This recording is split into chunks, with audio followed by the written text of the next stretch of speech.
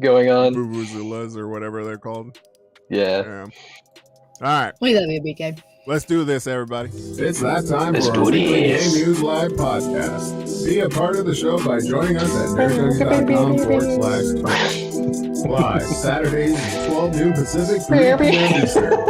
With your host, console fanboy, Paul, our resident OG, Matt, and on the stream switchboard, Joel. This is What? We're back Hello. for another week. What up? Hello, everyone. Welcome to Game News Live, brought to you by nerdjunkies.com. Yeah. Welcome, chat. And now that opening is there, I just want to go real quick to our chat here, okay? BK says, been playing Rocket League now. Wait a second. Dang. He stopped playing, okay, like, he's not playing FIFA or PES. Yeah. He's playing Rocket League. Completely different game genre. Completely different. Yeah. But yet it's soccer. with It's still soccer, okay? Hey,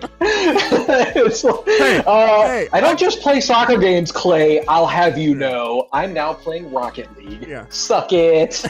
There it is. Like, Points well made. yeah. Yeah. He's all like, you know what? I'll take my bits back. That's it. Refund bits. No. And he's playing Mass Effect. Good. I think I mentioned this like an hour ago when we first jumped on our little chat here. The internet video game internet video game community is exploding over Mass Effect right now, and I love it. I love seeing all this attention towards Mass Effect because I love that. What exactly about? What are they all up in arms of? No. Like, it's all good stuff. It's all like either people played the originals and now they're playing the new like legendary, remaster version of it, Right. or they've never played it before and they're like, I'm playing Mass Effect for the first time. This game is amazing. Like, this is awesome. I love this game. It's so great. And I'm like, that's awesome, man, because Mass Effect is a great franchise. Right.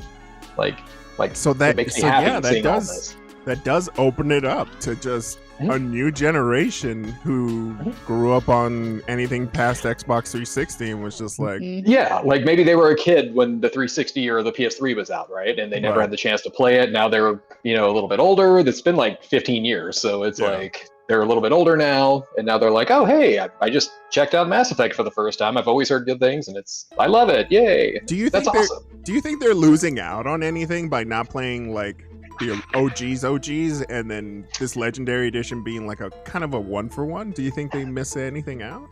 No, actually, so this is kind of like the fixed version of the game anyway. Right. Where like they did a lot of bug fixes. Everybody's main complaint, like the Mako from Mass Effect 1 being this just horribly controlling thing. Apparently they fixed that, which I thought it was funny. They even put a setting in the game where you can still make it control like OG Mass Effect, which it's like, once you get used to it, it's not the worst thing ever. There's plenty of worse driving games out there, but it's still not the best. But so that does this is open kind of up like a conversation though with like the original OGs like us who grew up on these kind of games, and it's just like having your kids play the game and actually go through it for the first time and then just get their mind blown at the very end. It's just like, yeah, I was there back in the day. Back in the day. Back in the day. Back in my day. No, it's like I said, like it's exciting to see because like, for the past 15 years or so, it's like, like I follow BioWare on Twitter and I follow Mass Effect on Twitter and stuff like that. And usually it's just like fans posting fan art and stuff like that, like, hey, this is still one of my favorite characters ever. It's this game and whatever, all that stuff. But now that it's re-releasing, you just see all these people who have never played it before. And they're all like, this game's amazing and everybody should check this out. And I'm like, yes, everybody play Mass Effect. It's so good. Yeah. Anybody in the chat's going to pick up the Legendary Edition? Let us know. So apparently BK, did you play the originals when they came out, or is this your first time in that universe? Zero says he's never played it. Like, it's a third-person shooter that's really heavy RPG. Right. So like big, heavy storylines, classes, a lot of decision making. I've been meaning to play the Mass Effect series for years, so it'd be definitely a good chance to do that. Yeah. Mass Effect was originally released back in the early 2010s, I think. No, the first one I want to say was like 2007, 2008. Oh, okay. Yeah. Something like that. It was a 360 exclusive when it first came out. Or no, I think it was 360 and PC when it first came out. Uh-huh. And then after Mass Effect 2 released, the first one was never on the PS3 until they released a trilogy. So like after like 2 came out on the PS3, and then 3 came out on the PS3, and then they released a trilogy, and then they brought 1 into it. So, but up until that point, the PS3 never had the first one, so that was like a good thing for all those gamers. Yeah. But no, it's yeah. So BK said he did play on before. I am still fighting if I'm going to buy the Legendary Edition. I don't know yet. Really? It's like, because I already own them, right? Like I already own the games. I own them on 360. I own them on PC. Yeah. The major collector who The same buys guy. 15 million versions of Vice City Who's this guy? is contemplating. Who is this man? Okay,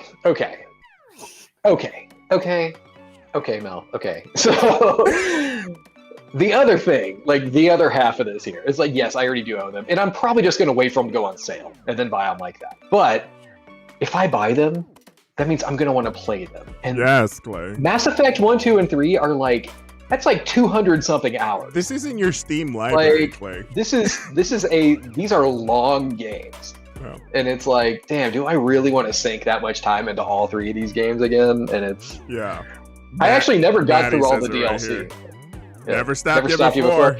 Hey, you know what? Shut up. Okay. I'll probably just wait for them to go on sale, and I'll buy it for the Series X or something like that because I'm a chump and I'm gonna buy them again. So it's whatever. I actually never finished all the DLC for 3, so I'm probably gonna have to do it just for that, which means I'm gonna have to spend like 200 hours just to get to the DLC for 3, and then be like, "This game is so good, I love it, I'm so happy I bought this." First world problems right here. First world problems, man. But it's like, I don't know, it's so good. Yeah, over 40 pieces of content. It's like, which I actually have on the DLC for all, for 1, 2, and 3. So yeah. Okay, whatever. Okay, I'm probably gonna buy it. Okay, shut up. I'm probably gonna buy it. We're just your conscience talking to you. Yeah, I know. Like, I'm gonna, randomly, I'm just gonna There's be like, no angel devil side, it's just all devil. It's like, buy the game. like, they're both here going like, Clay, you want to buy the game? And I'm like, no, I don't. Clay, buy it. And then this guy over here is like, he raises a valid point, bro. And I'm damn it, Kronk. It's like, Kronk's 2 things, and he was like, look at me, and he does like push-ups, and he's like, wait a minute. He raises a good point. He's got a point there. All right, let's get going with the game Yakuza box set director's cut. Oh man, all day. Just throw my card at him. There you go. Yeah. Just keep it on file from this point on. Yeah. The first stage is denial. Like there's going to be this like 7-step process to buying or to like rebuying video games. Yeah. I'm pretty sure you look at that collection and there's no regrets anyway, Clay. I know. I'm gonna have to look. It's like, what is it? $60? Is it 60 for the legendary? Yeah, I believe. If I can get a good deal or something, I'll probably just buy the Xbox version and be done. Yeah. All right, we're ready to go for game releases. Twisting my arm and shit. A couple of game releases this week, but yes. Let's get going with Knockout City. I believe this one is from EA. And they're releasing it on everything. This reminds me of that one Squid game on Nintendo. I can't remember. Splatoon. Yeah, Splatoon. But the same art style, but just a little bit different on the game. Cartoony. I was actually in a beta test for this about 2 months ago, and I will say this: it's not a bad game. Mm-hmm. Like this is it's dodgeball at its core. That's what it looks like. Yeah, like you have these not tiny maps, like a little bit larger, kind of like a Splatoon size map. So you actually had like a really good comparison there, but where that's more of like a painting shooter, this is just dodgeball. Right. You have characters, they all have different stats, and you have different balls that have different types of like abilities on them. Like there's like sniper balls and there's like explosive balls and stuff. And it's you go around a map and you just try to knock each other out, right? Yeah. That's why it's called Knockout City. It's so I take it it's free to play. Here's where it gets fun. Okay, it's not free to play. Okay. As typical with a game like this, you would expect to be. It is littered with microtransactions. Yeah. Like customize, like I want a new hoodie for my guy, or blue shoes instead of red shoes or something, and it's like it is full of microtransactions. They're all cosmetic. Uh-huh. You would think this is a prime candidate for a free-to-play game. Like I said, it's not a bad game. It's actually kind of fun. And if it was free-to-play, I could see this actually doing pretty well. But this is a $20 game. Not a $60 game, which is good. Oh, like nobody would ever pay $60 for this. Too bad. This is a $20 game. But this should be free to play. It should. And when I was in the beta test for this, and I always do my surveys, for beta tests because I want them to know that I like trying to provide valuable input and stuff. Uh-huh. Like pick me for future testing because I like to, believe it or not, I'm kind of opinionated on stuff like what? This. I know. You'd never think, right? What? Impossible. But yeah, so I'm like, you all need to make this a free-to-play game or it's going to fail. And then I even called in their last game like this, which is called Rocket Arena. Did you all ever see that one? Yeah, I think I remember it, yeah. I think it was Rocket Arena. Ubisoft, right? No, EA. Oh, it's still EA? Yeah, Rocket Arena is another small, cartoony little multiplayer shooter where it's just rocket launchers and rocket jumping and kind of like a Smash Brothers system where you're trying to like knock people out of like a map. Right, yeah. It has things like that in it. That game launched at $30. And it was like, oh, this is going to fail instantly because nobody's going to pay $30 for this tiny little arcade shooter type game. And it's still alive today as a free-to-play game. Right. Because they realized they weren't making any money off it, so they kept dropping the price until it was just like, hey, it's free now. And that's really the only time people play it is because it's free-to-play. This is probably not going to do well because they're charging $20 for it. Okay, so hold on, though. Because here, we're getting a little emblem of EA Play. So yes. My idea is, if you already have Xbox Game Pass, does this include that? Because it's already saying duke it out on day one with EA Play. So because if you have an ultimate Game Pass subscription, you get that automatically. So you're really not paying anything for this game if you're already part of that whole ecosystem. Yeah. So this does come. Okay. So yeah, this does come with Game Pass. So you'll be, and it's crossplay. Right. So if you have Game Pass on PC or Xbox, you'll be able to do that. Right. There is so there was, I want to say, I thought there was a special, like you get like some extra things if you have Game Pass. I'm looking at their main page on it here. But it's, 3v3, 4v4, blah, blah, blah. All it says is Game Pass Ultimate members launch on May 21st. That's really it. But yeah, it will be on Game Pass if anybody does want to try it out. If you're not a Game Pass subscriber, like I said, it's not a bad game. Like it's cartoony and it's you're fun. Just not able to justify the money at this point. Yeah, for the gameplay. It's BK is like really adamant about this. This is awesome. It's a game that'll die off in a month. That's what I'm saying. Nobody's going to pay for this game. He's probably not wrong if it's still $20. Yeah, dead on arrival. It's going to fail regardless, free or not. Does anyone still play Destruction All Stars? No. That game. I'm sure there's some people out there who are just look. BK, you know this. You're a smart guy. There are just PlayStation fanboys out there that will play any game because Sony tells them to play it. Those are the ones who still play Destruction All-Stars. It was a free game. It was like PS Plus. If you have a PS5, you get it for free. I think I put 2 games into it and then I deleted it off the hard drive. I was like, no, this is just a trash free game. It's stupid.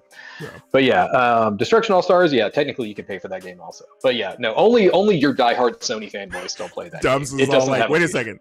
Money's involved with this game. That's what I'm saying. it was kind of like Rocket Arena, it was like, Rocket Arena, that could be fun to play. $30, you're out of your damn mind. Like, nobody's gonna pay for that, and nobody did. Do you think it's because we're just spoiled now for free games, or is it really because the value isn't there? No, that's the thing. EA knows that free to play is the way to go for games like this. Yeah. They own Star Wars The Old Republic, which was going to be shut down until it went free to play. And now it's been alive for 10 more years because of its free to play microtransaction economy. Look at Fortnite, like the biggest game on earth. Look at Roblox, the biggest game on earth. It's like, these things are free to play and they make bajillions of dollars. Yeah, dude. Why would you take this little arcadey game and charge money for it? I was at work watching, we have a whole bunch of screens on, and I was at work and I was looking at all the stock options and everything that you can, and the ticker and everything. I saw Roblox just come out and be like, yeah. I was like, what the hell? When did this become a thing? Yeah. Among cryptocurrencies, I was just like, Roblox made it on here? But yeah. I mean, there's a certain type of, there's an analogy that I like to make to games that are trying to charge money, but they can't charge AAA prices, but they're not really quality to even $20. And that's like the straight to VHS type games. You know what I mean? That's that standard right there. It's like, Aladdin 1, amazing. Aladdin 2, bargain bin. You know what I mean? That's where I'm gonna find that.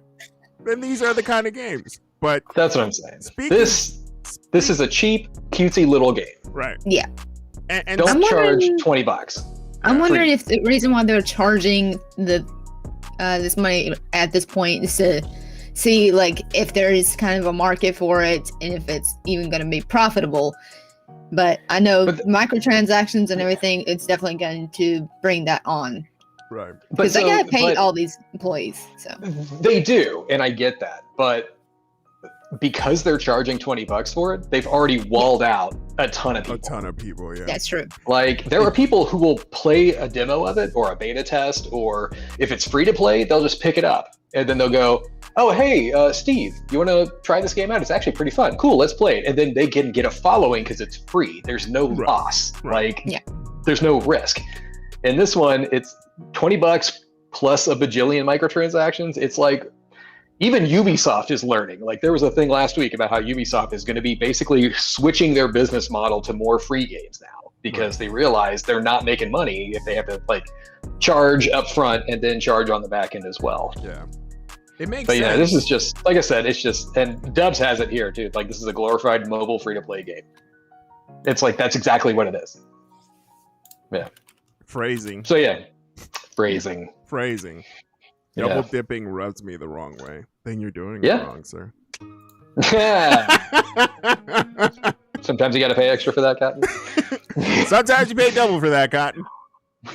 All right, let's move on to what I think is another straight to VHS type game. Yes. This is trying to pay respects to old Survivor games, a la Resident Evil. There's a couple of shots in here that Mel and I were looking at earlier about top-down view for some game aspect that they had on here, but it clearly tries to take notes here from Resident Evil. And although that there's a market for that kind of gameplay, when you're talking about retro style game, I didn't think they meant retro style look. You know what I mean? Because it looks pretty raw when I look at this. But I'm a graphics snob, so. BK, we're going to get to that here in a minute. But so what we have right here is called Outbreak Endless Nightmares. This popped up on a few of my coming soon lists this week, so I'm like, sure, we'll throw it in there because it's releasing on a lot of stuff. I had no idea this game existed, and apparently it's part of a series. So there was another one of these released a couple years ago. And I was like, oh, didn't even know. I think it was Steam only, or I don't even know. But I was going to ask Mel, because she plays games like this all the time. Have you ever heard of this, Mel? Jeez. Sadly, no. Okay. If I saw something like that, it would definitely interest me. Yeah, it looks like if you were to take Left 4 Dead and mix it with fixed camera Resident Evil, which is optional. You can also just go behind the character or first person in these games.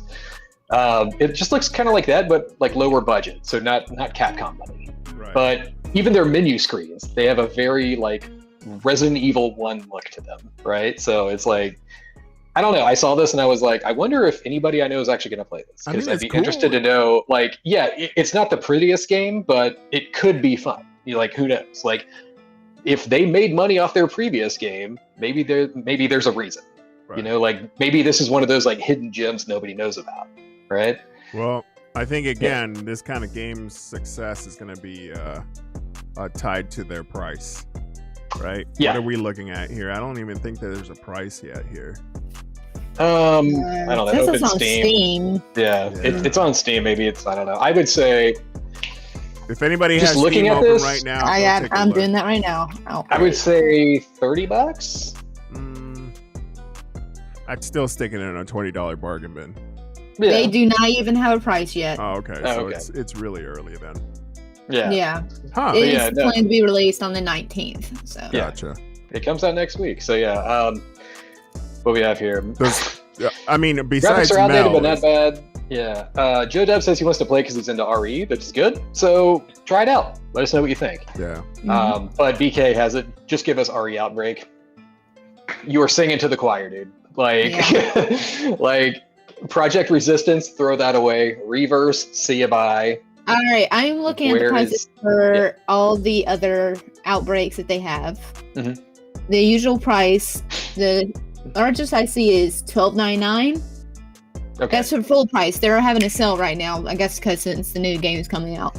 But they have one for $4.99, $9.99. So it's most likely going to be probably maybe about maybe $9.99 or $15.99. Not bad. Works for me. Not bad. Like barely afford free. I mean, I don't know, man. You got them stimmy checks. Got to work it out somehow. But yeah, now or just wait for a Steam sale, right? Yeah. It'll be like $2 or something like that. Yeah. But yeah, like if you all play it, let us know. Like, hey, I checked that game out. Me and Mel jumped into a game. It was really fun. Like let us know how it is. I'm interested to see if this is like an actual like hidden gem that nobody would know about just because of the way it looks, or if it is just a piece of crap. Right. Interested. Yeah. But yeah, give us Resident Evil Outbreak already. Come on, Capcom. What are you doing? True story. Those games have huge followings. Outbreak and Outbreak File 2. Throw all that into one big nasty game. Give it to us. Crossplay. Awesome. Not Resident Evil 5 or 6 co-op. No. No, not RE5 or 6. Just Outbreak. Give us that. All right, let's move on to our last one for game releases. Metopia on Switch. Anyone? This is like a story builder kind of game, isn't it? There is a demo for this on the Switch eShop. So if you want to try this out, it gives you like the first. This is one of those kind of like Monster Hunter demos where it's like, or where like your progress will carry over. So when you play this demo, it's like the first hour of the game, and then you like it puts a save file on your Switch, and then if you buy it, it'll just use that same save file. I put about 20 minutes into this game because it's essentially a little cutesy turn-based RPG, and you spend adorable.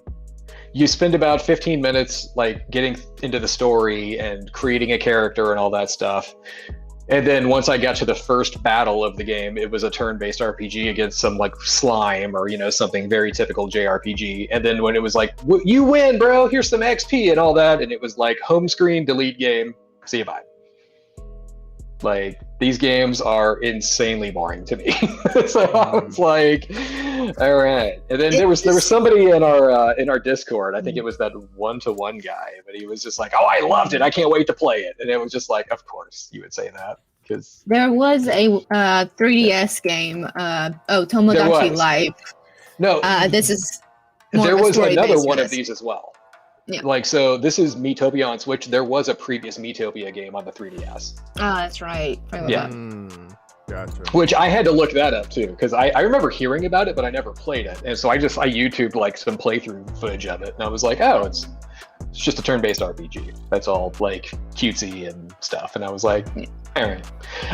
I know a ton of JRPG fans who are probably going to lose their minds over this game. And they're going to be like, oh, you got to play it, bro. It's so good. And I'm going to be like, no. Yeah. No all right.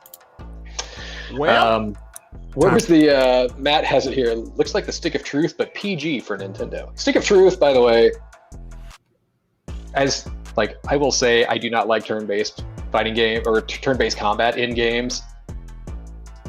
I think Yakuza Like a Dragon I had to make an exception for just because it's a Yakuza game. Stick of Truth, I will recommend that game to literally anyone. It is a turn-based game, but man, it is freaking hilarious. The story in that game is off the charts. I would highly recommend that. The Fractured Butthole, the second one, But yeah, Stick of Truth, awesome. Anybody should play that game. Everybody should get into that. It's so good. Cool beans. Ready for some game news then? I'm ready for some rumor control. Oh, okay. Fine, we'll do rumor control first. You can't just skip rumor control because you don't have a logo ready, Joe. I don't. That's why I need a 3D guy. Damn it. Damn it. All right. So this is rumor control, but I don't think anybody's gonna deny it at this point. PlayStation 5 to remain in short supply through 2022. How about that? Yeah. You don't say. So, I mean, I don't know where the state of scalpers is at right now, but you don't hear too much about them anymore. Back a couple months ago, it was like every day somebody was like scalpers and this and that and whatever, and it was like, all that kind of slowed down. I think the majority of like PS5 and Xbox Series X sales, like the no supply, high demand kind of stuff. I think everything's being blamed right now on. I think there's the worldwide semiconductor shortage. Yeah, it's a chip shortage right now. Yeah, it's a mess. Yeah. Because it's just a layered problem at this point. You know what I mean? It's kind of hard, and to get any piece of hardware that is state of the art. Xbox Series X. Surprisingly enough, not a lot of people are buying, or not as many sales of the S is out there. So you could actually still find an S if you don't care about 4K. But that's the whole point, right? It's like you're buying for the next generation as it is anyway. So yeah, there was a I'd have to find it. There was one of the guys I work with showed me a link yesterday that basically said in Europe the Series X it's basically there's more supply in Europe right now for the Series X than the PS5, so it's actually outselling the PS5 just because people are actually able to get their hands on it. Right. But yeah, this is this article this is linked from a Bloomberg article, but Bloomberg makes you like log in and pay for their website for news, so it's like right. We're not doing that payment here. But yeah, so Sony did an earnings call the other day, and their chief financial officer Hiroki Totoki was basically saying the PS5 supply cannot meet demand this year and won't next year, which sucks. Because I know a lot of people who are really dying to get their hands on one. But is there something on PS5 that's a must-have at this point that is exclusive to PS5? I still don't think there's something. There's really not that many games that are exclusive to PS5. Like that Returnal game just came out like 2 weeks ago. There's that. And before that, I think the one that I was just touting to everybody was that Astro's Playroom, which comes pre-installed on the PS5 anyway. Mm-hmm. I think just about everything else you want to play, Outriders, Resident Evil Village, like Yakuza Like a Dragon, like games like that are on the PS4 also. Right. So like they're on both. Like I don't really know of, outside of Astro's Playroom, I don't really know of anything on the PS5 that's like a must-have right now. Right. Matt says people that wanted PS5 bought from scalpers. People that want PS5s can't get them because scalpers can't buy them either. There you go. That's and that's a valid point. That's how short supply this crap is right now. Yeah, and it sucks, man. Like, I mean, but just keep in mind, if you are just like, all you're missing out on right now is slightly better graphics and fast load times. Right. So which you are just, some people are just good enough for them to go out and get it. True. Those load times are Dude, I will say, like, I watched the Digital Foundry on Resident Evil Village. Uh-huh. The PlayStation 5's load times are like 1.2 seconds. Yeah. Like, you are on the main menu, you hit load game, and it's like, done. There it is. Even the Series X, it was like 8 seconds or something like that. I think there was a difference in like Resident Evil Village for both. Hey, what's up, Cranky Pants? I think there was a difference between Resident Evil Village load screen on the PS4 versus the PS5. And it was literally because the loading screen, when you press on a save game, it literally just starts you off, versus the PS4 has you press the A or the X button to start it because of the load times. And I was just like, wow, they actually made a difference between both games. If you take a look at Spider-Man, right? The Miles Morales one, and I think maybe even the original, those load times between transitions, I think you showed me it, and it was just like there was no transition there. It's a fade out, fade in, right? It's like what? Which is awesome, because I mean, so the load times on the PS4 version, they're not bad. It's like, I mean, it's not like a PlayStation 1 game where you're waiting like 3 minutes or something like that. They even like, they put these little cute cutscenes in there where like Spider-Man is like on the subway, like while you're doing your fast travel, you know? Yeah. And it's cool. But yeah, on the PS5, there is no subway cutscene. It's like you say fast travel to this location, and then the screen just fades to black, and then it's back in. Yeah. And it's By the way, that's awesome. I don't think Cranky Pants just, all I read right here is Cranky Pants just joined us, but I think he subscribed, maybe? I don't know. I don't know what he did. Wow. I don't even know what that whole thing meant. But thanks anyway. Oh, like with all the little confetti and stuff going off everywhere? All right, cool. Yeah. Yeah. I have no idea. I don't know. I don't know what's happening. We're uncultured swine. Apparently. Right. Let's move on to some GTA 6 rumors. More, because we need more of GTA 6. And has it been a day and a half already? Yeah, it's been a day. It's been a few hours before we got it. Now, I normally ignore GTA 6 rumors because they happen all the time, but this one was on a ton of websites. And I think most websites just let it go. Like, you know, they're just like, okay, GTA 6, I gotcha. But this one actually had like a picture with it that was like, here's proof. Okay. Here's proof that it's going to be Vice City, blah, blah, blah. So if you're looking through this, that right there's your image. This is apparently the leaked map from GTA 6. And this, if you look at, and just to put it in perspective, this is why people are thinking it's like, this is Vice City. We're going back to Florida, which I would love. So, right, so I'm not saying no, I would love that. If you look at this map, the top right area, you've got that one little like peninsula looking part, and then that city right next to it right there. Like not the green everything else, but just those two little areas. Yeah. That would look similar to the map of the 2002 Vice City. Just those two areas of land, because that's what it looked like. It was two main pieces of land with like 3 islands. So you're saying like right in the middle of it. So you're saying if this is legitimate, then they greatly expanded the entire thing.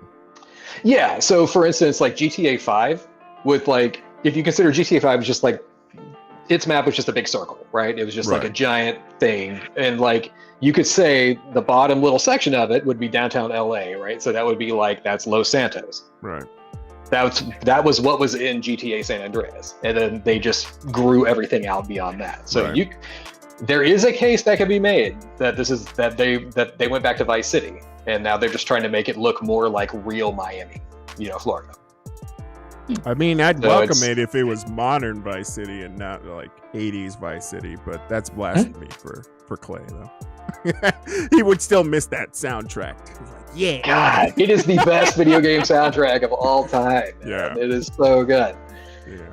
But yeah, we click around a phone or something. Like I said, this is rumor, Rockstar has not said anything yet.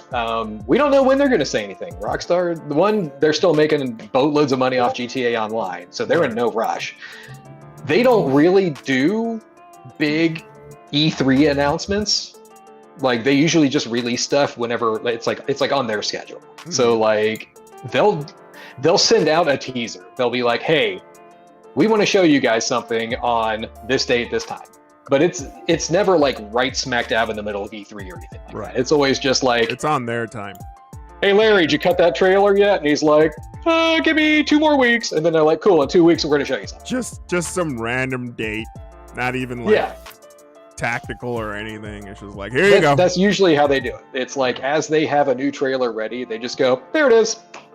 You know, and it's like, and that's cool because that's just the way they do things. But you ever think that they have a god complex when they hit upload and be like, yes, I bestow upon this trailer for you? They have to. They have to at this point, dude. Their trailers, they have to. Their trailers make, like, if they're monetizing on their YouTube feed, it's like, dude, it takes over. There's like 18 trillion views within the first 5 minutes. It takes over YouTube whenever there's a release of a Grand Theft Auto trailer, dude.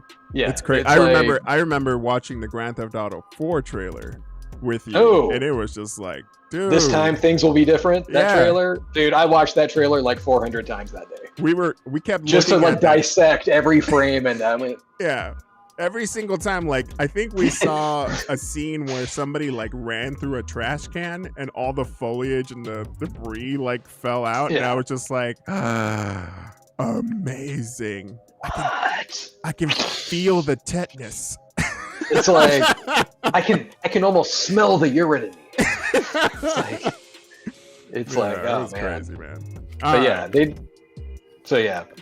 hopefully Vice City. Hopefully, Vice City is one of the rumors for this game. There's Vice City. There's Boston. There's Vice City mixed with like Colombia, so you would fly back and forth for like a drug trade kind of thing. There's all sorts of rumors for this game. Right. We're just waiting. Yeah, we're waiting. We'll see. All right, let's go to our last rumor of this week. Next generation Sony VR headset and controllers. All right. I want to talk about this for a second here because you two are... well, that's actually... Yeah, about to say. We have Joel? 2 more stories, Joel. What? Valve is the next story. Okay, fine. Sheesh. Jeez, Joe. I don't think I got that one. Gabe Newell hints Valve may have incoming news regarding console releases. Oh, there it is. So I'll just take over here. Yeah. Joe, did you watch this entire thing or just a little clip on Reddit? Just a little clip. I was just I did too. It's like that's all I saw. But Gaben was doing some kind of Q&A session somewhere, and somebody asked, will Steam be putting any games on consoles, or will it just stay on PC? And his eloquent response, you will get a better idea by the end of the year. So... What? Orange Box 2? Half-Life 3 confirmed? Okay, hold on. What would be Orange Box 2? This is 2021. 3 Half-Life 3 confirmed. I don't need to get my Orange Box 2, Half-Life 3, Half-Life 2 Episode 3, Left 4 Dead 3, all in the same box. Team Fortress 3. Count the 3. No. All of those games in one, and it's going to cost $333. Well, I mean, yes to that. I can believe that would cost that much, but I don't know, man. Like, I would think that they'd be working on some like Half-Life Alyx adaptation, a conversion over to like some sort of PlayStation VR. Okay. I would think that would be it. Because if you remember, it would work. Like, I want to say like about 5 years ago, Gabe Newell says, "Hey, we'd like to make some more games, but we'd also like it to be the next generation of controllers and the next generation of immersion." And I mean, Half-Life Alyx came out and it's amazing. Yeah. But I would think that this push to, if it's console related, then it would be Half-Life Alyx VR. Yeah, that would make sense to me. I'm sure the console VR crowd would love that. Yeah, as far as like 3 for anything, I have a hard time believing that leaks from Valve are so hard to get out for any of it to be legitimate when every other company can't control their personnel at all. Like, I remember, do you remember when the announcement for BioShock Infinite was made? It was like, not only was it the announcement for BioShock Infinite, but it was they had a whole gameplay trailer at the same time. It was like this 30-minute video. They were like, hey, by the way, Irrational Studios is about to show off the new BioShock game. And it was like, it's called BioShock Infinite. And here's 30 minutes of gameplay. And people lost their minds because Irrational Games, basically, from what I understand of it, they basically made a deal with all of their employees. And they were like, if this thing stays a secret until we announce it, bonuses for everybody. And that's how they got the leaks pulled in. Because nobody even heard of that game until they announced it. I guess that makes sense. Yeah. I mean, if you give them an incentive, making money, that would mean that any leaks at that point, nobody gets a bonus. Off the table. See you bye. Ooh. Yeah. And then because at that point you would have all your employees policing each other. Yeah. And that puts it against that one random guy's on the phone. He's like, hey, mom, how you doing today? And it's like, who are you talking to? Who is that? Mom. Just get it. Get back to work. You're fired. You're gonna ruin the bonus for me at the end of the year. I mean, that makes sense. That's one way you can keep it all under wraps. But I'm just like, man, there's nothing coming out of there. Yeah, Valve there's nothing. Right? So that we know nothing. They laugh down. So if they were working on anything 3, even let's just say a couple of games, you would think one out of those couple of games it'd be something, right? Even with that whole money incentive, I don't know, man. Maybe that's why they don't make as many games, because they know they can't just keep it under wraps. But who knows? I don't know. And this is a conversation for another time, but I guess I just don't see the reason to keep everything so secretive. In the video game industry, there's always we want to keep it under wraps until we're ready to announce it. It's or why don't you just tell everybody what you're working on and then be like, hey guys, you win. We're making Half-Life 3. It is in the very beginning stages. We'll show you something in 5 years. Right. And at that point, people can go, okay, well, I guess we can stop being, crackpot theorists on Half-Life 3. Right. We know it's being made. They're not even close to having it, showable yet. We'll get there. Right. That is kind of weird, though, because I don't know. I guess I'd be way more excited if I had a little tidbit, but they know that already. That's all. Whatever. But all right, let's get on to the last rumor control, and this one's for the PlayStation VR that we showed you earlier. This one, we're already anticipating there's going to be a new version of PlayStation VR, but now they've given us a little bit more information about the controllers and some of the way that this sucker's going to be rendering. So we showed that patent. Sony themselves showed off hey, this is on the PlayStation blog, it's official, this is what the controller's going to look like, we're bringing it to you, it'll be here next year or something like that, whatever. The rumor control part of this talks about some of the new features on here, and as you two are big VR players, I wanted your opinion on all this. But first, Joe, I'm going to dig into your techie brain a little bit here. Aside from having feedback, like vibration in the headset, which we're going to get to here in a second, this also has a lens separation adjustment dial and gaze tracking capable of foveated rendering. Yeah. So, Joe, what is skip splash rendering? Skip splash rendering? So, foveated rendering is basically because it has eye tracking features, which, by the way, some headsets, even on the PC side, don't have eye tracking. There's only a few of them that do. I think the Vive Pro has eye tracking, and then the Vive Pro 2 or Vive Pro 2 that was announced is gonna have eye tracking. And basically what that does is it understands what you're looking at through the goggles. And it says, hey, instead of us rendering all the things that you're really not looking at a very high quality, we're only going to render the stuff that is your peripheral vision at like half. That way it's not taking up CPU cycles to try to render something that you're not even focusing on. So that's that level of rendering. It's very efficient. And because a lot of headsets and a lot of GPU power is taken into rendering some complex scenes, you might see prettier games on VR going forward if they don't have to render things that, like on PC, they don't render things behind a wall because you can't see it, right? Okay. So they save on CPU cycles like that. That makes sense. I like the fact that the controllers for the triggers are also coming into play with the VR, kind of like how they are on the PlayStation 5 on the what do they call it? The boomerang controller, basically, where it has the pushback on the controllers and the triggers. Yeah. I would definitely like to have that feature on VR because it just adds to the immersion of the entire thing, which might make it a reason why you would want to have a console version of VR at this point.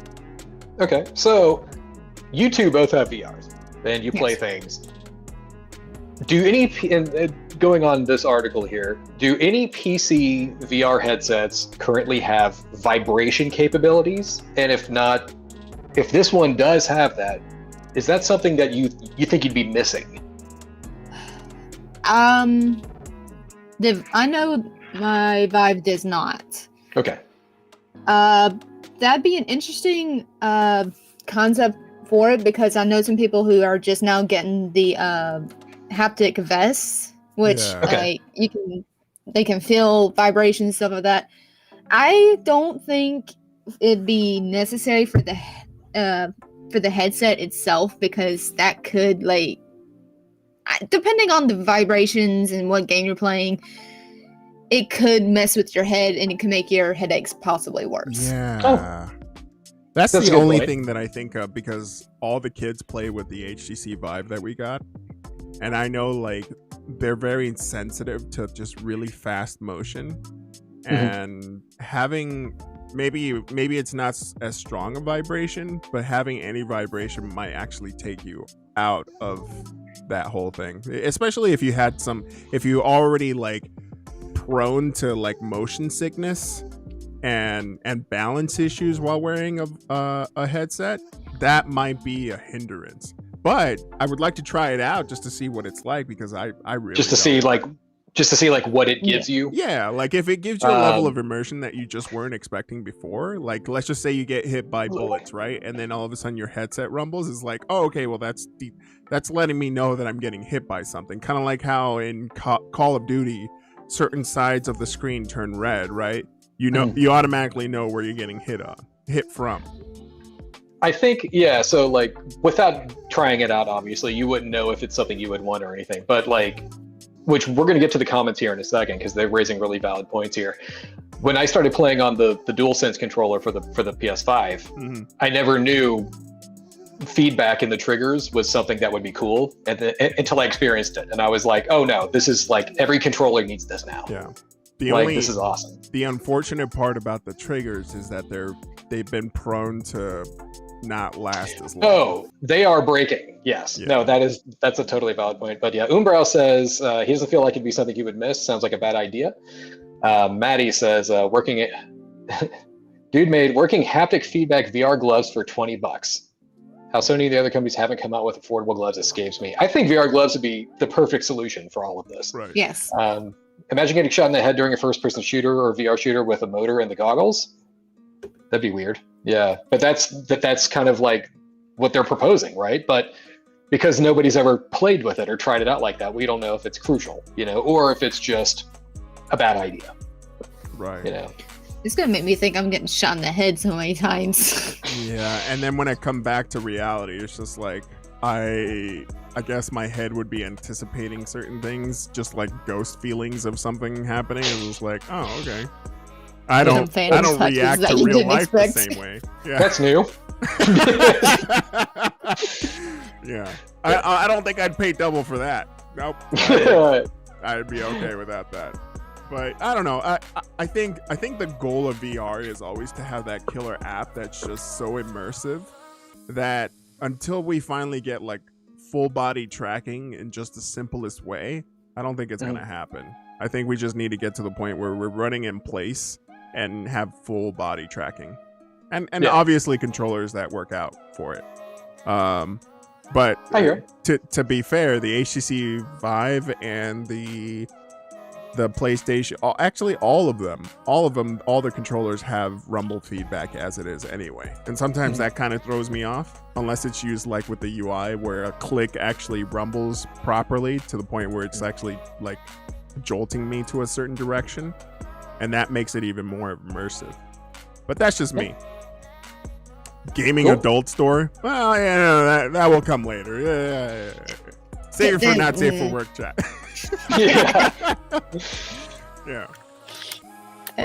Game news. Let's get to the game news. All right, let's kill the game news. Let's go on. What do we have first? We have Final Fantasy VII.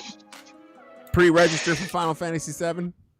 So the first Square Enix has opened up beta signups for Final Fantasy VII: The First Soldier. If you remember, they also have their own Discord server now, so you can jump on that as well. Jump on that. This, for anybody who doesn't know, we've covered this a few times in the show already. Final Fantasy VII: The First Soldier is a phone-based battle royale game in the Final Fantasy VII universe. Right.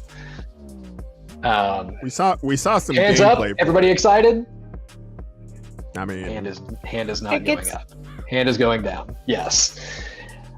This is, as you see this a lot, and it shouldn't be surprising anymore. This is Android only for this pre-register on this beta test kind of thing. Yeah. Why not Apple?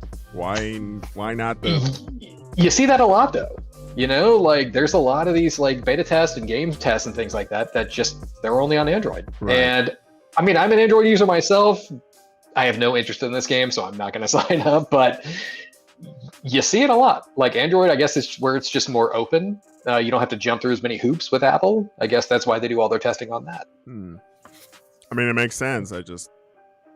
I mean, you're so used to seeing games being developed on Apple first because their ecosystem is just the same wherever you go. Yeah. Right. But on Android, I guess it's starting to get there with a lot more openness to developers. But it is what it is. I mean, I'm not excited for this. I mean, I'll play maybe when it's finally released, just for a little while. But like to give you a perspective, I play Call of Duty on PC all the time, but on my phone, I play it like every once in a while. Maybe. Yeah. Not really fun when it's just like not controller based gaming on mobile phones. I get it. I mean, these phone based shooters are really making money though. Yeah. So like, I'm sure this is just Square Enix saying, hey, this is our foray into this as well, which, you know, good for them. Maybe it's going to take off. You know, maybe it'll be like the new PUBG or something like that. Who knows? Right. That makes sense. Yeah. All right. Moonbrowse is just waiting on the full Final Fantasy VII. Yep. That's going to be like 5 more years, dude. Yeah. You know? The full Final Fantasy VII. Do you know how big that game was? Well, so there was 7 Remake, right? And 7 Remake is only like the first third of Final Fantasy VII. And then they had the DLC that's coming out with Yuffie, and then Final Fantasy VII Remake Part 2, that's years away. So yeah, you got a lot of waiting on that one, bro. Yeah. All right, let's go on to the next one. This one is for Overwatch 2 PvP live stream on Thursday. Yes. So if any of you have been wanting to know what the happy haps on Overwatch has been, ever since that departure happened, I want to say like about a month ago. Who was that guy that left? Jeff Kaplan. Papa Jeff. Yeah, Papa Jeff. Jeff was the one who left. Now this guy Aaron took over. He's in this video. If you actually click on it, it's like their little community update video.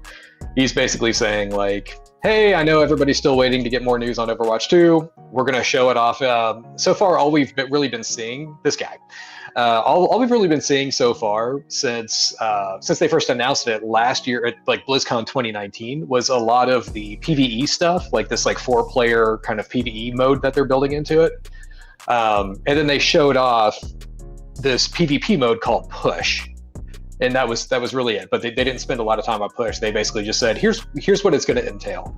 So this Thursday, for everybody out there who wants to know a little more about Overwatch 2, they're actually going to show PvP gameplay for the first time in a year and a half, which is like, okay, give it to us. Release the game. Right. You know, release early access. Let us stress test it for you. You know. Like, yeah. Well, can't wait to see what happens with that. But yeah. I guess we'll have to wait for more later on. It is what it is. All right, let's go on to the next one. We have Microsoft testing a new way to register and purchase a Series S and X from an Xbox One. Yeah. So this one is, I guess, trying to combat the scalpers at this point, right? Correct. Yeah. So this is, you have to be, okay, so this is purchasing the console from an existing Xbox. So the target audience for this are Xbox fans who already have an Xbox One, an Xbox One S, or an Xbox One X. You register for the Xbox Insider program, which basically lets you get like early updates to things. So like, hey, we're testing a new way to find your friends online, and then they, push it to you and you can test it. This new system is you would register like, hey, I am interested in buying an Xbox Series S or X through the Insider program. And if you are chosen, they reach out to you directly on the Xbox and say, click this link. And then you are now allowed to purchase one. But yeah, this is a way that they are testing to combat scalpers and all that stuff. Like, hey, this is for the Xbox fans who already have an Xbox. Obviously, this doesn't apply to everybody. Like, say you don't have an Xbox, or you hear good things about the Series X and you want to get one on your own, you're still out of luck. You're still waiting on Microsoft Store or Target or somebody to open up a sale that doesn't instantly sell out. But the fact that they even have this as an option, I think is great. I mean, it makes a lot of sense. Yeah. Because it deters people from it deters scalpers from having to buy an OG Xbox, creating a legitimate account, and then signing up for the insiders. Yeah. It's a lot of steps. I don't know if there's what they don't talk about is what's going on like under the hood here. Like, is there a screening process? Like, if I sign up for this, are they going to go, oh, Clay, yeah, he's been on Xbox Live for 20 years. Like, he had an original Xbox, a 360, like he's a fan. Clearly not somebody who just recently bought an Xbox One. Or or is it like John Doe, who literally just bought an Xbox One 2 days ago? It's like, like we just saw that Xbox Live account created today, and now he's already signing up for a Series X. It's like pass, like we don't know what's going on behind the scenes on that, but I certainly hope that they're trying to, only find the people who seem legit. Right. It's more or less fan service of the Xbox consoles, and at the same time, a pretty genius way of getting people to be legitimate for who's going to receive these consoles, man. Yeah, like I said, this is a limited scope. Like they're I'm assuming they're trying to target the actual fans who want one for themselves. Yeah. And if that's the case, good effort. A for effort on this one. I like the idea. I think they should still do more with like the Microsoft Store, or trying to put pressure on the retailers to like be better on how they select which customers to sell to. Right. But so far, I like it. I'm happy with it. Yeah. I don't know. Good on you, Microsoft. Does this entice anyone to actually, like, if you already have an Xbox, obviously, but does this help you guys out? Because I don't have a console, but yeah, I was going to say, like, Clay already has a Series X, so. I mean, if I was looking into getting an Xbox, I would definitely probably actually sign up for it and see if I can get it. Yeah, I like it. All right, let's move on to another one. The Days of Play by Sony. What do we get? Some crazy awesomeness? No. Oh. Okay. Free game? No. Okay. If you remember, they already gave out like 9 free games this year already. So this is that like the whole state of play thing. They gave away like Horizon Zero Dawn. They gave away like 8 other little games. Right. Good on them. This is something else that Sony's doing right now. Xbox kind of has a thing on their own going on, this Game Fest thing that they're doing. It's similar to that, where like you register for the program, and then a bunch of people, like everybody registered, you play games, hours spent, you unlock trophies, you do all that stuff, and then once they hit certain thresholds, they start giving away stuff, and you'd be like, I love stuff, let's do that. And what's that stuff you get? It's like avatars themes for your account, and themes, which themes don't even work on the PS5. It's only on the PS4. So it's like, all right, cool. Yeah. Cool, Sony. Yeah. All right. There is only one theme that I would like to have, and that is the retro Xbox theme on the Microsoft or the Xbox Series X. I downloaded it the other day. Is it cool? Yeah. It's got to be cool. Yeah, I can fire it up and just webcam it to you, or it's probably on YouTube or something like that. It's like that retro green style, like it's the green with like the big floaty orb. Yeah, like in the middle. It's awesome. I was like, when I saw that come out, I was like, oh, I naturally have to get that on my Xbox. Question is it the same sounds? No, it doesn't. Like the random radio. Bwong, bwong, bwong. Yeah, like. It doesn't do any of that, which I wish it did. So it's called a dynamic theme on the Xbox, but all it really is just a moving background. It's just like a VP9 video, and it's just running in loop. I will say Sony does themes better. If you get a dynamic theme on your PS4, it actually it changes all the logos. It changes the background depending on what you're looking at. Sometimes they have multiple backgrounds. They have like custom music, custom sound effects. Sony is way better at themes than Microsoft is, but maybe in time we can get something like that. Right. Yeah. Like that would be really cool. But yeah, the original PlayStation 1 version. Yeah. I have the PS1 theme for my PS4. It was a giveaway right around when they launched the PS4 like 20th anniversary edition. Mm-hmm. They made it free. It was really cool. But yeah, that just tangent aside, that Xbox original theme is pretty cool. Yeah. But yeah, so Sony's giving away themes and avatars. Cool, I guess. Cool. If you just, all right. I mean, if that's your thing, I guess. Yeah, it's all right, cool. I mean, that was the next link. Do you want me to actually go into it? Also, some in-game items. The next one it's basically the same thing. It's more stuff that they're giving away is basically free multiplayer content. So if you are just a Sony playing multiplayer free game person, and for that, BK Melendez, right here, buddy. Okay, Rocket League, that completely unique game. You get 4 unique customization items, including blue notch wheels, blue smoke boost, blue rocks trail, and trim packed BL player banner. Whatever that is. Boom! But yeah, Brawlhalla, Destruction All-Stars, MLB The Show, NBA, 2K21, Rogue Company, World of Tanks, World of Warships, and Warframe are all getting free content. Cool. Free stuff. I don't play any of these games, so I don't know how big of a deal this is. So I'm like, all right, cool. Thank you, Sony. The free games that you gave out a couple months ago, awesome. Good job. Go off clap, right? Everything else, this stuff, it's all right, I'm sure somebody plays this stuff, right? I'm sure there's BK Melendez out there who goes, oh, cool, thanks, Sony, I appreciate that. Or I don't know anybody who plays MLB The Show or NBA 2K21, but it's maybe there's something in there that they like, you know? Something better than nothing, right? Okay. Yeah. You can't say no to free stuff. I mean, free stuff, right? Yeah. All right, let's go on to the next one. This one is for E3 reveals app and website plans for the event. So I think E3 is still going to be all digital. It is, in fact, yeah. It was officially revealed as being an all digital event. They're going to have an app.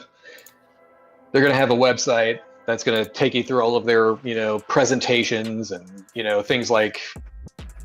I'm sure it's probably just going to be a big scheduling app, right? It's going to be hey, Thursday at 9 is EA, and at 1 o'clock it's going to be Microsoft or whatever. It's probably just going to be a big scheduling thing full of links to videos, which is all it really needs to be. I would appreciate it if E3 took away the like millions of random streams for their feeds and just put it all in one place and just say, hey, this is the official E3 stream without any biased IGN information.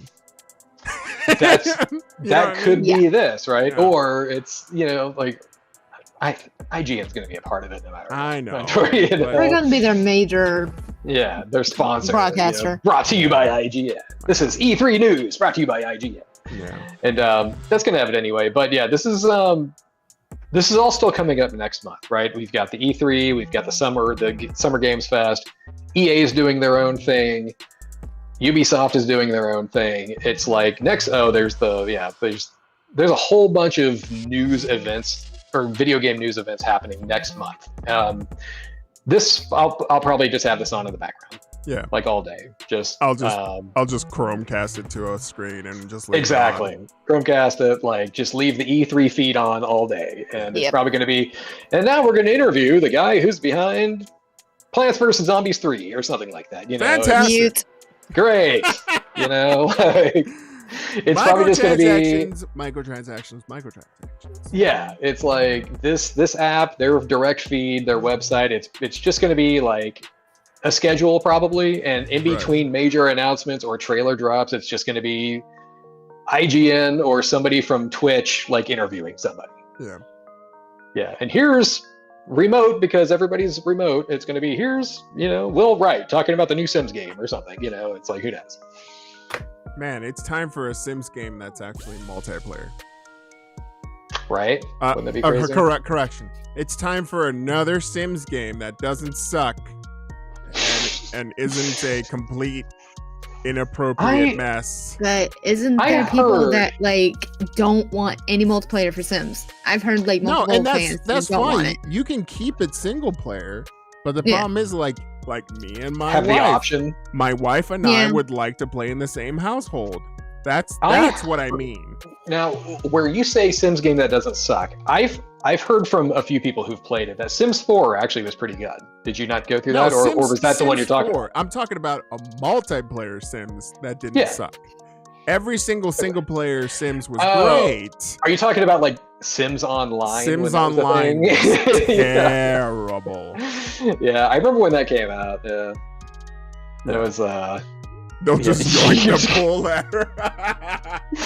Umbrals, that, or it's like you're, I'm watching Joe's Sim go to the bathroom and I just wall it off. Yeah. I mean, how fun would that be though? If you go into an actual not build mode, but just stay in the play mode after you built everything out and just be able to play it out with a family member or just the kids and be just play out whoever you are.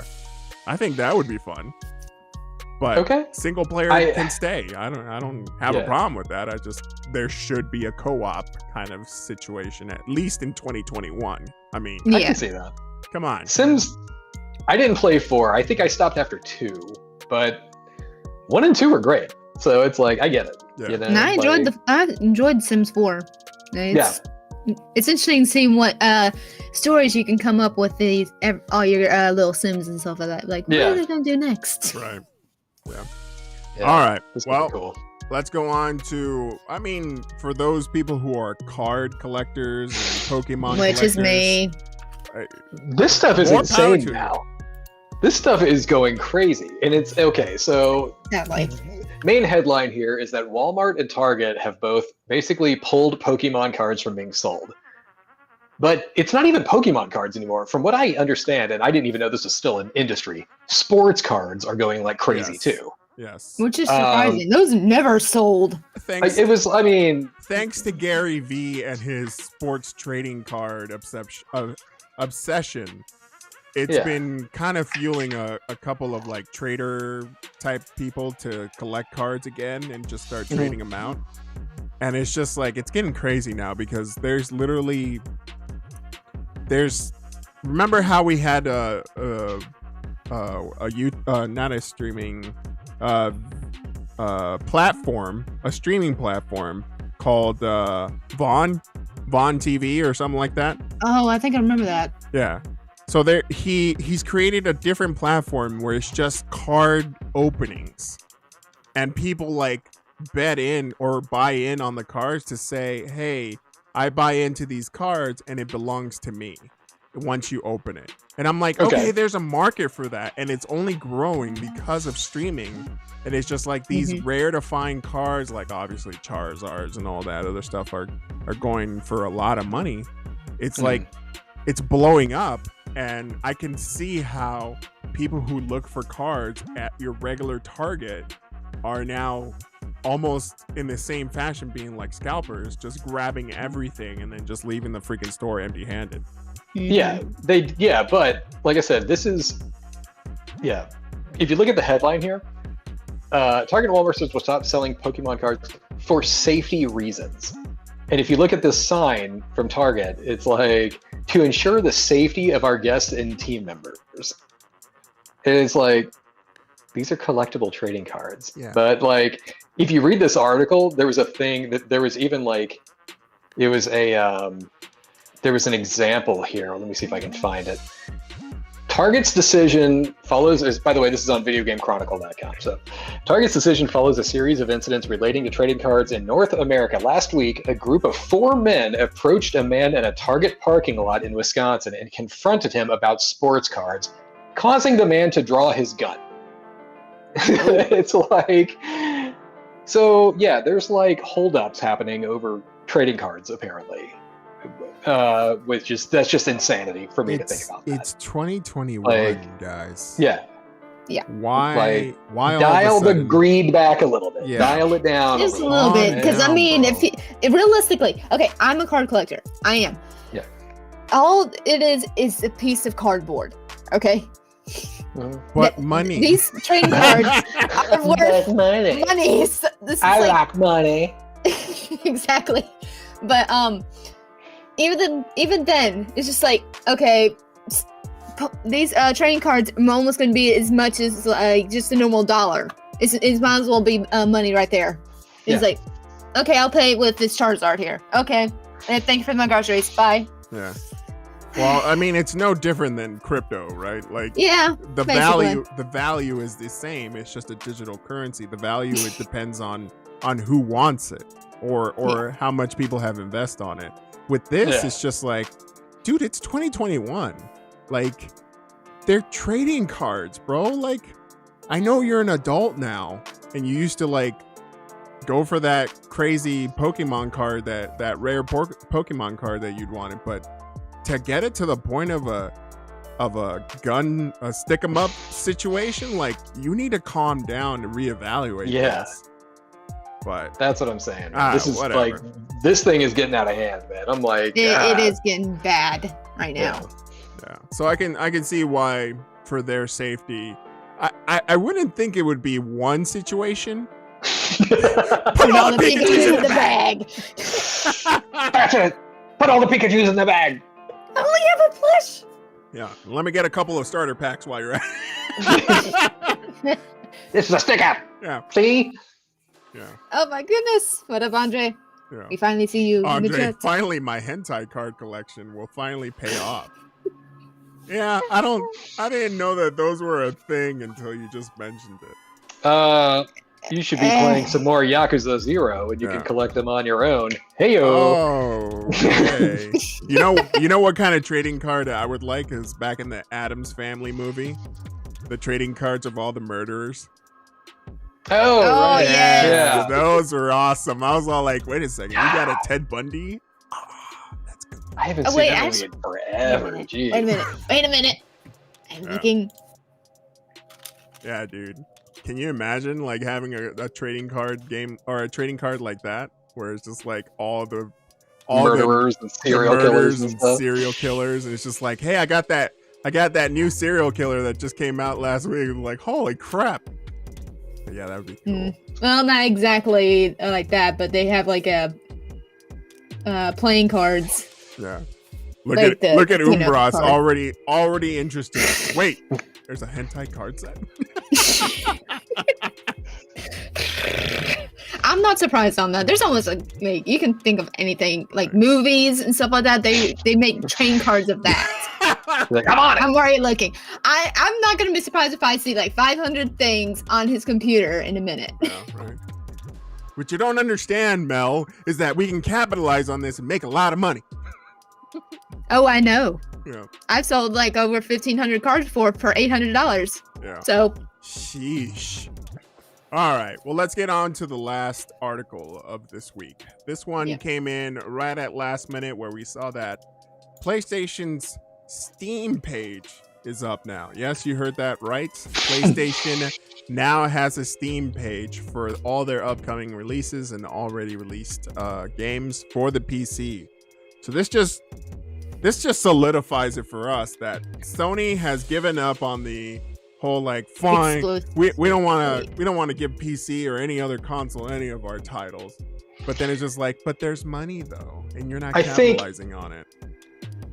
That's the point. I think, especially with the PS5. So Sony, this is very normal for like Microsoft and Sony. They lose money off every console sold. Like it costs them $550 to make a PS5, and they sell it for $500. So they're already down money. Right. But they make all their money off of game licensing. This is like that's how they make money. So when Horizon Zero Dawn sales dry up because everybody's already played it, put it somewhere else. Yeah. Put it on PC, put it on Xbox, put it on Switch. But then that also means you're going to make money on every game sold. Right. That also means that they have to spend time on developing for PC or porting it for PC or having a third party port it for PC and then supporting it, right? Yeah. They could make their own PlayStation PC app. No, please no. That's enough. No more. Yeah. Please, more launchers, no more bro. More launchers. But you can just put it in the GOG, man. And then put it on GOG. That's fine. But give me another app to install, and I will never buy your game. Yeah, but yeah. So there's what 4 games on there already. If you go to the actual Steam page. Yeah, about 4, 3 there's games. Horizon. There's Days Gone is coming soon. There's Predator Hunting Grounds and Helldivers. Yeah, I think so. So, look.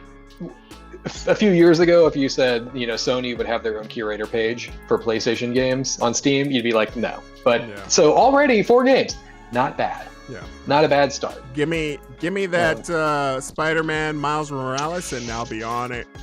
What you people need.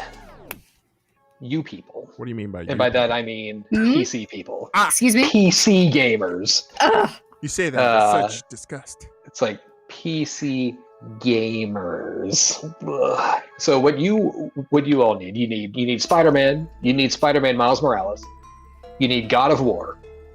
And you need Ghost of Tsushima. Yes. You get those 4 games, Sony's going to be like building another giant vault for all their money. Yeah. It's going to be like those sales will go through the top. God of War on PC and Ragnarok. Toss that in there. Toss that in there for the money, dude. I'd buy those no problem. But I can't justify an entire ecosystem for just a few games. You know what I mean? I'm just saying they would make so much money off those, even if they were like timed exclusive. So like, hey, this is like God of War Ragnarok is coming out in 2022 or something like that, right. And it's going to be exclusive for 3 years, and then they're going to port it to PC. Oh. It's like they would still make tons of money off that. Right. Like that would be crazy. God of War, the first one, like this, the newer game. It's not a reboot, it's actually a sequel, but it's like the newer game that came out 3 years ago. So how long do you need to wait? Because I'm sure God of War sales are not as high anymore, especially since they're giving it away to people all the time. So it's like, and it's an in-house studio, right? They bought them. Yeah. What is it? God of War Naughty Dog? No, God of War is actually, it's like Santa Monica Studios or something like that. It's like, it is a Sony-owned studio. Like it is treated as a first-party game. Naughty Dog's owned by Sony as well. No, but who they made? They do Uncharted and Last of Us. Yeah. Uncharted. If you put all 4 Uncharted games on the PC, that would be amazing. Yeah. Uncharted is awesome. That's a great series. Last of Us 1 and 2, put those on there. now that Insomniac, who made Spider-Man, since they're owned by Sony, it's like, just throw those out there. But then add a major multiplayer exclusive from Sony. Is there a multiplayer game from Sony that could make its way onto PC? They'd have to look at the aspect of networking outside of the Sony PlayStation network. The big multiplayer games that Sony made, and by this big, are like, would be like the Resistance or the Killzone series. Yeah, I'm good with that. Resistance was trash, so you don't have to worry about that. But like Killzone wasn't a bad series, it's just not popular. Yeah. So like there's probably nobody on the PC side who's like aching to play Killzone. Yeah, most multiplayer games are multi-console and PC. Yeah, like Call of Duties, your Battlefields, things like that. Yeah. I'd be happy to if they would release Bloodborne. Oh, there you go. I know so many people who would lose their minds if Sony made Bloodborne on PC, because that's like, you know, like all those From Software titles, like your Dark Souls, your Demon Souls, Sekiro, things like that. Those are really popular games, and they have huge followings. They have a big speedrunning community. They have all that stuff. All of those gamers will say Bloodborne's the best of all of them. And it's only on the PS4. And it's like, Bloodborne is the best one of those super hard Souls type games. Right. And I guess it's only on the PS4. I wouldn't be mad if Killzone 3, or which one was the one that wasn't at all like the CG trailer? That was Killzone 2. So I wouldn't be mad if Killzone 2 made it onto PC and then they were all of a sudden like, enhanced edition for the PC the way it was meant to be. That would be crazy. This is just as we showed it off 10 years ago, or you know, 10, 20 years ago. Dude, 10 years. That was like 2005 or something like that. When that trailer came out. Dude, if it looked like even the CG trailer with just today's resolution, it'd still be amazing. Because that CG trailer was awesome. That CG trailer was awesome, but if you and granted, I haven't seen that trailer in probably over 10 years now. But in my mind's eye, it's like the most beautiful thing of all time. And if you look at it now, it's probably like, oh yeah, it looks like a PS3 game. You know, it's probably like your normal shooters nowadays probably look way better than that trailer. Yeah. But at the time, when it was just a PlayStation 2 era, oh, is this it right here? Yep.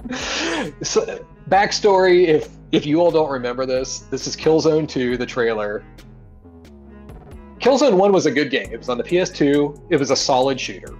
And then this trailer came out and people lost their minds because they were like, there is no way this game is going to look like this. And then, so you got this like cinematic opening, and then it goes into like a first-person shooter mode. He's got the gun, and he's like, and he's shooting things and whatever. And people were like, "Is this real? Oh my god!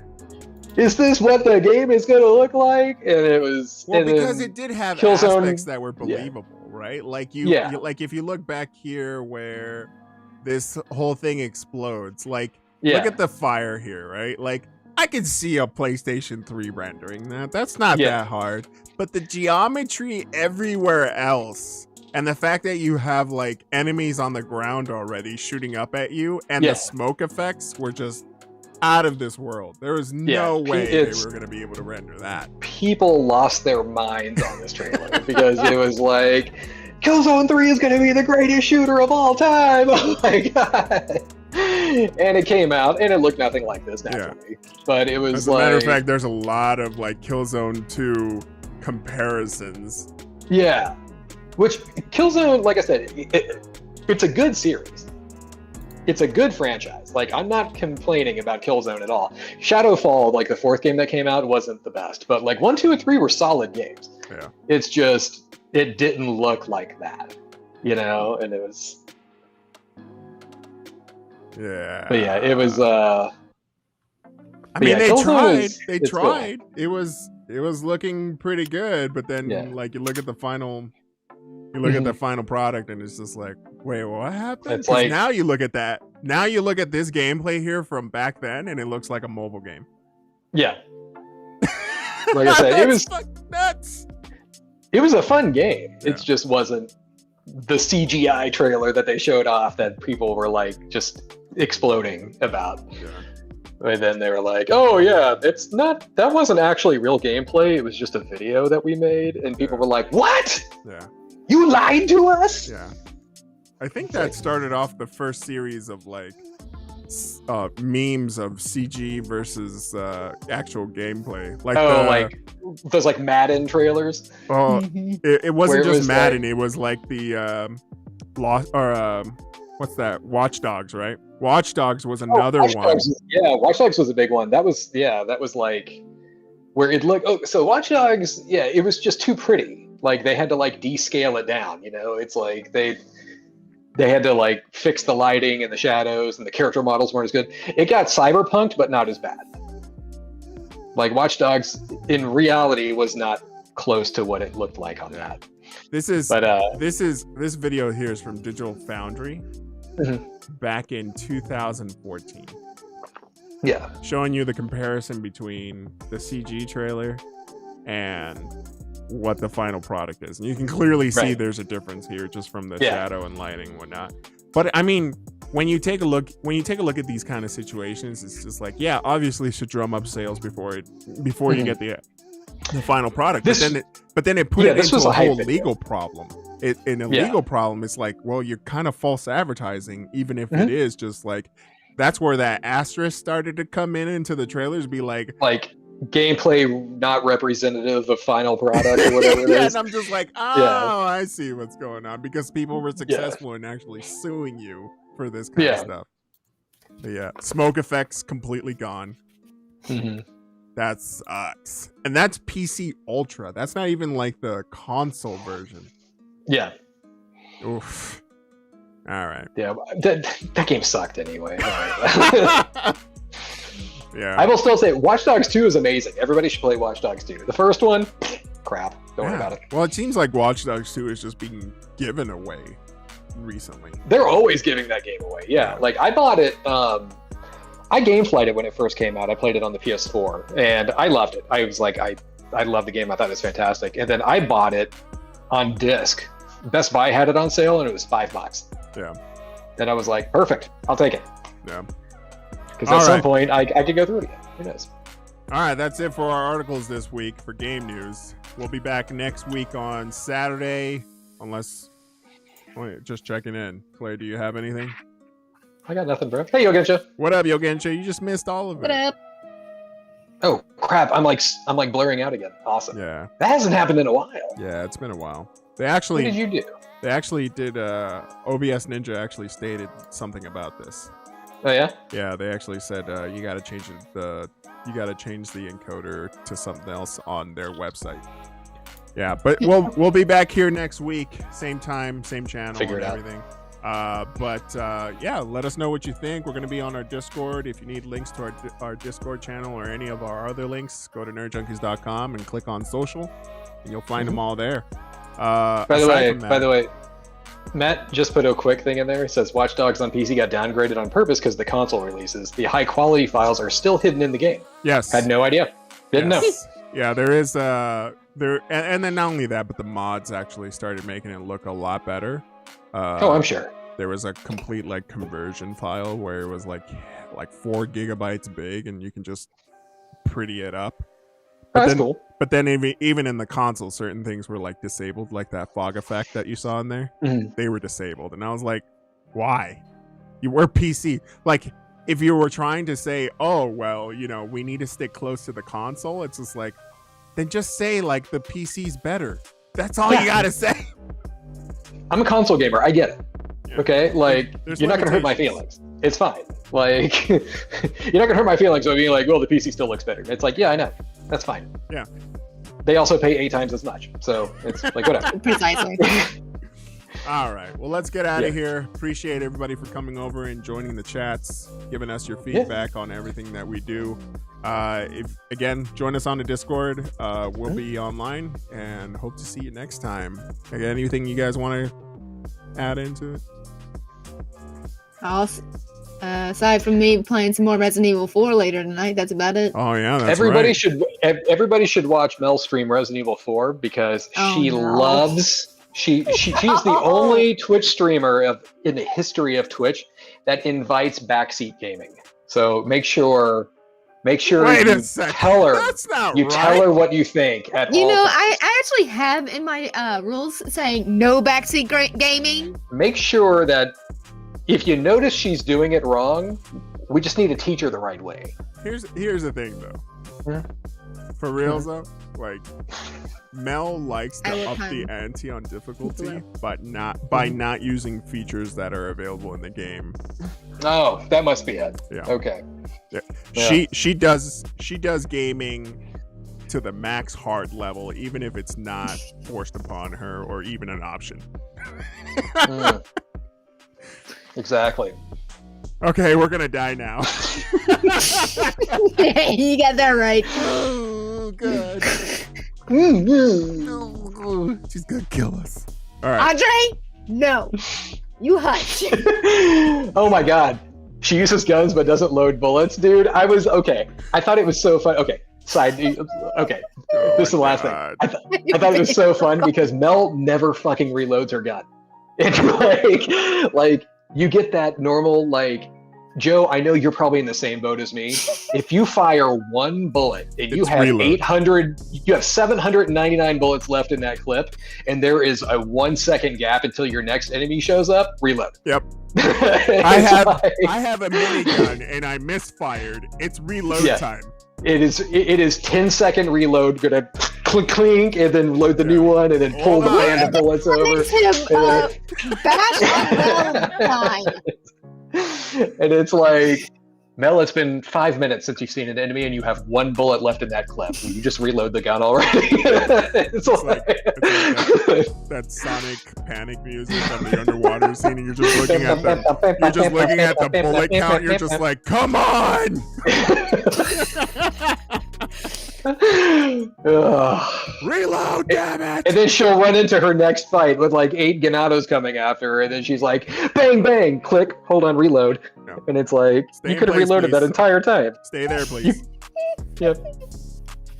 Hold, please. I have to reload this gun because it's been 10 minutes. All right, everybody here is being banned from my chat. Not the 5 minutes that it took me to get to this point. Not there.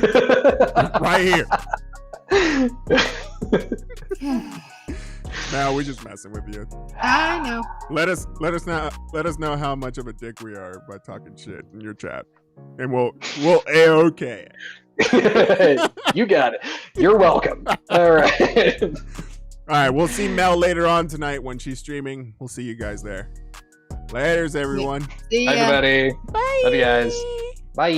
Bye. Reload. Press R. You're still dicks. She was playing on a controller. Press X to reload. There you go. Actually, I have to press left trigger and A for that. Oh, is that how you reload on? Yes, okay. It is. Okay. I was thinking like normal like shooters with the Xbox controller where it's just X. Well, Resident Evil 4 is yeah. Controls.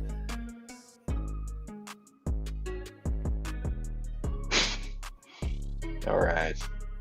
Are we out? Should be. Oh, okay. That's cool. We out.